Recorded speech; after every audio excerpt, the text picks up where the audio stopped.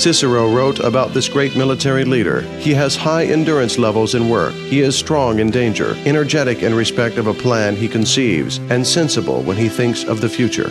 This man was one of the most influential persons in ancient Rome, and his period was called the regime of Gnaeus Pompeius. Gnaeus Pompeius was born in 106 BC in the family of Strabo, the famous and rich warrior whose relatives belonged to the nobility. That was the name for the aristocracy at the times of the Roman Republic. Pompey appeared on the political stage for the first time in 83 BC, when the successful military leader, Lucius Cornelius Sulla, began to fight for power. The 23-year-old Gnaeus Pompeius was one of the few who joined Sulla's army. Pompey used his own money to equip 3 legions. Thanks to Pompey's support, Sulla conquered Rome after some bloody battles and unleashed unprecedented terror to get rid of his political opponents. The dictator Sulla gave high positions to the people who were devoted to him. He charged the young military leader Gnaeus Pompeius with establishing the dictatorial regime in Sicily and Numidia, Africa. When his mission was completed, Sulla got frightened of Pompey's growing power and ordered the troops to be disbanded. But the soldiers, who loved their commander, nearly stirred up a rebellion, and the dictator had to give in. Sulla even greeted him with the title Great. And in 79 BC, as per the Senate's decision, the military leader Pompey was honored with triumph. That is, he was given the right to march into the capital solemnly and at the head of his troops. After the death of the dictator, Gnaeus Pompeius turned out to be one of the most influential people in the Roman Empire. Every time they had to eliminate the enemies of the state, the Senate sought his help. During the fight against Spartacus's rebellious troops, Gnaeus Pompeius got the honorary title of Rome's savior, though the army of the insurgent slaves was defeated by the soldiers of Marcus Crassus. Pompey just settled the matter dealing with the captive rebels. Then Gnaeus Pompeius performed a brilliant sea operation against pirates, won the war with Pontus. Pompey captured 1,000 fortresses and 800 ships. The profits of the Roman Empire made up 86 million denarii. The commander used not only force, but also diplomacy.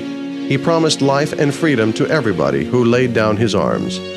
In 66 BC, for his victory over Mithridates, the king of Pontus, the Roman military leader Gnaeus Pompeius was awarded another triumphal entry. He reached the height of his fame, and it seemed that there wasn't a force that would be able to overpower Pompey.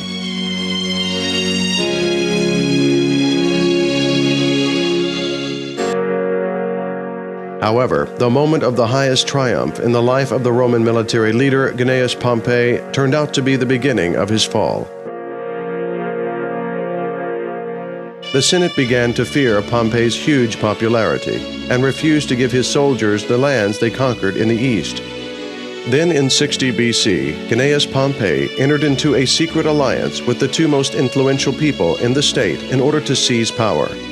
They were the military tribune Gaius Julius Caesar and the rich man Marcus Crassus. To consolidate the triumvirate, Pompey married Caesar's daughter. Political opponents called the triumvirate a monster with 3 heads. The allies divided the territories. Marcus Crassus became the governor of Syria, Caesar ruled Gaul, and Pompey got Hispania. However, the alliance of the 3 ambitious persons couldn't be long. Clashes of Pompey's, Caesar's, and Crassus' characters gradually led the country to the disintegration of the Republic and the establishment of the monarchy. In 53 BC, after Crassus' death, the triumvirate broke up. A year later, Gnaeus Pompeius was proclaimed the Roman consul and the commander-in-chief of the army. Then it was necessary for him to reduce Caesar's influence. The ancient Greek historian Plutarch wrote, Pompey pretended that he refused the dictatorship, but as a matter of fact, he did everything in his power to be proclaimed a dictator. Gnaeus Pompeius persuaded the Senate to disband Caesar's troops in Gaul, but Caesar showed disobedience and suddenly went to Rome at the head of his legions. The cautious Pompey thought that Caesar concentrated huge forces in his hands, so he left the capital to gather a new army. In 48 BC, the decisive battle between Pompey and Caesar took took place at Pharsalus. Pompey was defeated.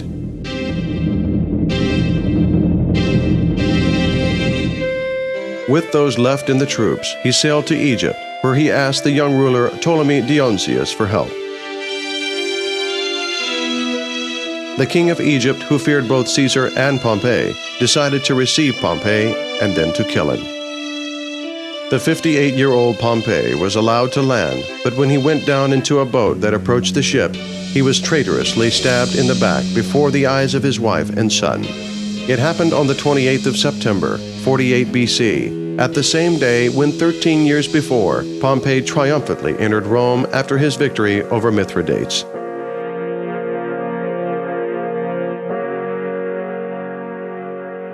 Pompey's head and ring were presented solemnly to his rival Caesar. He ordered the ring to be sent to Rome as the evidence of his victory over Gnaeus Pompeius the Great, a resolute warrior and lucky military leader who turned out to be a short-sighted politician. Pompey lost the most important battle, and this defeat cost him his own life.